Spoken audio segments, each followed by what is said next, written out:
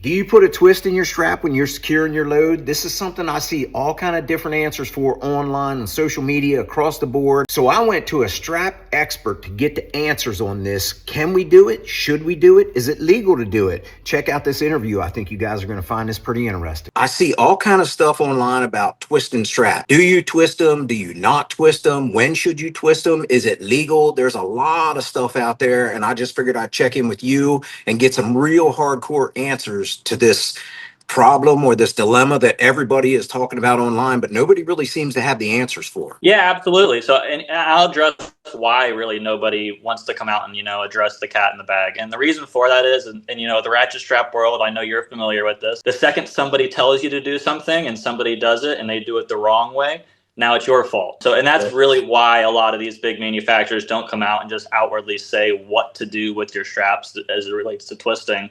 And if you look back at, the couple governing bodies that address straps, Department of Transportation, and a handful of other regulatory bodies, but really the large one in our world is WSTDA, and that stands for Web Sling and Tie Down Association.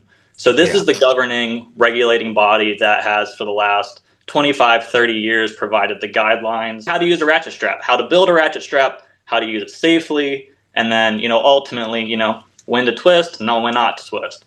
So, and their recommended guidelines, they say don't twist. And the reason for that is every time you add a twist, as I keep adding twists to this strap, it's going to eventually get thinner. So that's going to impact the strength of your ratchet strap at some point. It could be half a twist in, it could be 3 twists in, it could be at any point. But the key part is the reason people twist their straps is wind. As you're going down the highway, this creates a big wind sail for some wind to catch this strap. And if it's perfectly flat, you and I both know this is going to get some harmonic vibration in it. Yep. And so if you look at the DOT and WSTDA guidelines, what they recommend, and in looking at this, when possible, keep it straight. So really, if you're looking at a 1,500-pound ratchet, a 3,000-pound ratchet, really there's no reason to put a twist in it. The amount of load that's going to be on there and the length that this is going to be really isn't going to vibrate that much.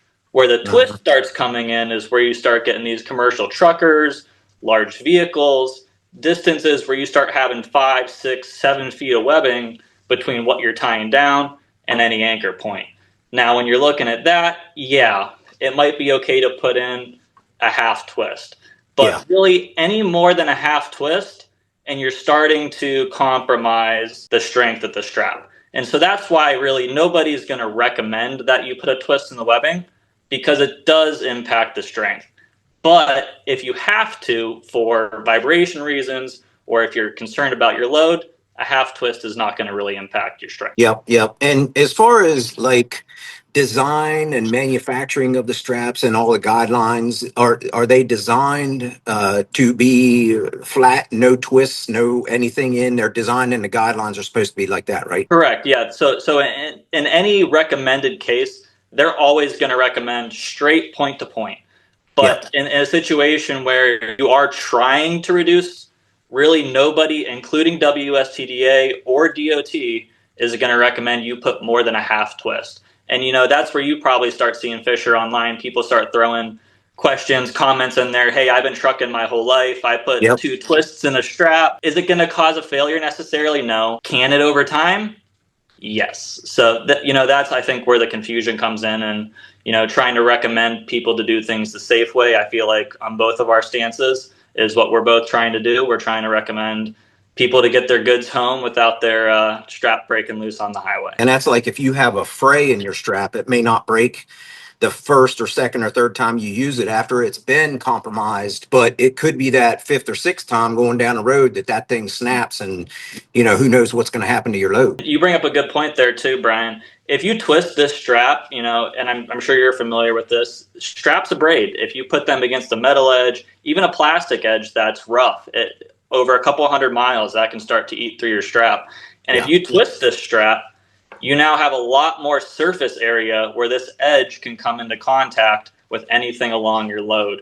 So it's going to promote the easier and quicker wear of your strap as well, which is another reason why we don't really recommend twisting. I'm Logan Henderson, and I'm the brand representation engineer for SmartStraps as well as Cargo Smart. SmartStraps, where are they available? Where can people buy them? You can buy SmartStraps everywhere, online, Amazon, as well as your big box retailers, Home Depot, Lowe's, Ace, Menards, Tractor Supply. That was some good information from Logan. Do you guys twist your strap? Yes, no? Put your comments below.